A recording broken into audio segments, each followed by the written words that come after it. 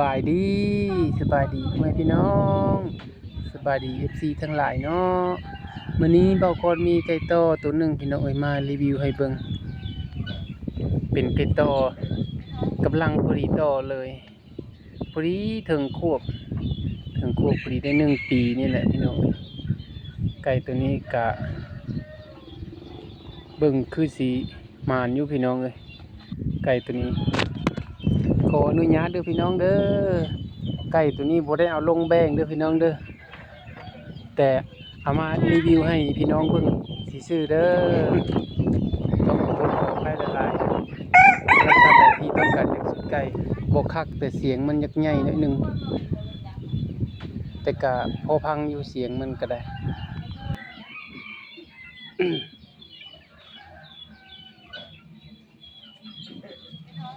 งามตัวนี้หางตั้งหูโอ้ย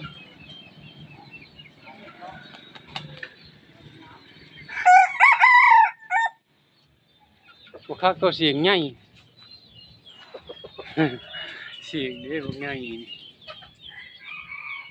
ตั้งข้างหน้าตั้งหน้าก็เป็นสร้อยคอกะหุ้มคอคุมหลังคุมไหล่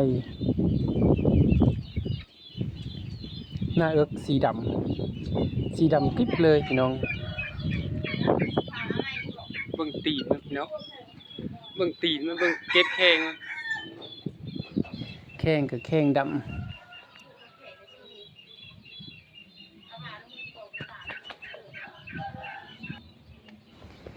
เดือยก็กำลังแหลมพวมสิแหลมพี่น้องเอ้ยเดือยก็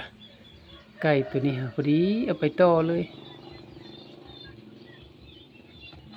เบื้องหน้ามันจำทางไก่เข้าก็มีพี่น้อง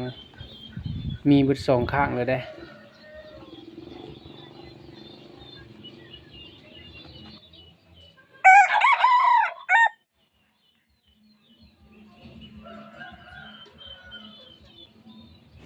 แต่สีของมัน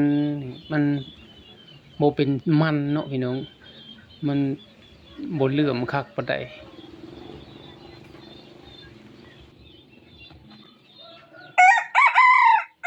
คันดีเนาะ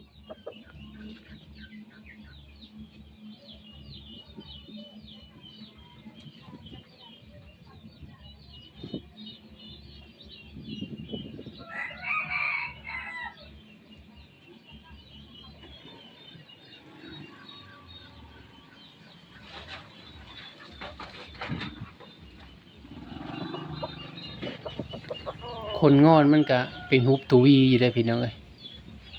คนงอนมันก็นี่เป็นฮุบตูวีอยู่